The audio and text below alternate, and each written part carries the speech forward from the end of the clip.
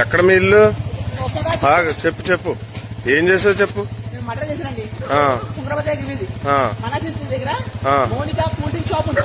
దాని పక్క building AC repair store ఉంది.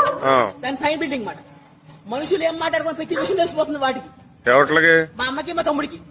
నా మనసులో ఏ విషయాలు దొరికితే తెలిసిపోతుంది. కడుపులో చాలా స్ట్రాంగ్ గా ఉంది. ఏదో అది మనుషులు కాదు, ఉంది. ఎంత పొడిసే నాకు చేయలేకపోతుంది. నేను కౌంటర్ని, నేను కౌంటర్ వైశాస్ని. అది ఆడ కూడా ఎంత కొట్టా సరే అది స్ట్రాంగ్ గా ఉంటాడు. కొట్ట ఎంత స్ట్రాంగ్ గా నాకు స్ట్రాంగ్ గా ఉంది. ఏం చేస్తారు మీ అమ్మగారు? దిగాం సార్, పీపులంటే మీ తమ్ముడు ఆడు దిగాం సార్. అదే కలిగి అంటారు కదా, ఏదో దిగాం సార్. అది తమ్ముడు నిరూపిస్తాను సార్. నేను మనిషిని సార్. చంపేశావు ఇద్దరినే? చంపేశాను.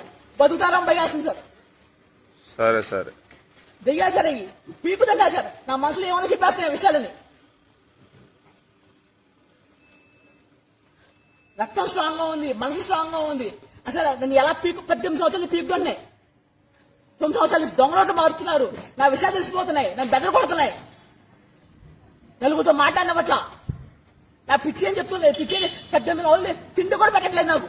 నా కొంపలో ఏమి చూపొడిచావు? కత్తిచ్చి పొడిచాను సార్. ఇద్దరిని పొడిచాను. ఒకటి పోస్ట్ మార్టం చేయాలి సార్. అవి మనుషులు కాదు సార్.